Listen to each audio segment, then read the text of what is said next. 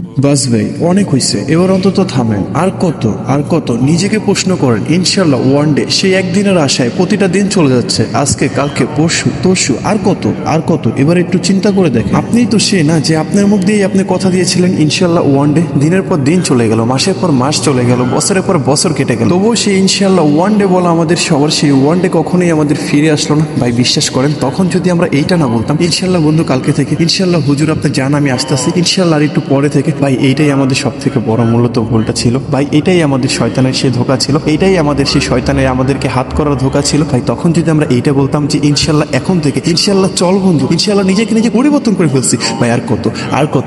একটু চিন্তা করেন, একটু ভাবেন, একটু ভাবেন কার সাথে চলতেছেন, কার সাথে সাথে সাথ মিলাইতেছেন, কার কথা শুনতেছেন। আরে ভাই আপনি তো সেই না যার ফ্যামিলিকে নিয়ে কারো কোনো কথা বলার কথা তো দূরের কথা, যার বন্ধু বান্ধবকে নিয়েও যদি কেউ কখনো বাজে মন্তব্য করে মাথায় রক্ত চলে আসে। তো ভাই এখন আপনারা এত বড় বেইমানি কিভাবে করতে পারলেন? কিভাবে আপনাদের হৃদয়টা এতটা নিষ্ঠুর হয়ে গেল? কিভাবে এতটা নিষ্ঠুর হয়ে গেলেন আপনারা সবাই? আপনারা কি একবারও চিন্তা করে দেখছেন আপনারা কাদের সাথে চলতেছেন, কাদের কথা শুনতেছেন, কাদের সাথে সাথে সাথ মিলাইতেছেন? আরে যে রবের সামনে কেউ কখনো কথা বলার সাহস পায় না, যে রব আমাদের দয়ার সাগর, যে রব আমাদের মায়ার সাগর, যে রব আমাদের রহমতের সাগর, সে রবের সামনাসামনি রবকে চ্যালেঞ্জ করে বলে আমি আপনার সমস্ত বান্দাকে জান্নাত থেকে আমি জাহান্নামে নিয়ে যাব। ভাই আমাদের জান্নাত দরকার নাই, ভাই আমাদের জান্নাত দরকার নাই, ভাই আমার রবের ইজ্জত আমার দরকার আছে, আমার রবের ইজ্জত আমার দরকার আছে। আমরা কেন শয়তানের কথা শুনতে যাব? আমরা কেন শয়তানকে খুশি করতে যাব?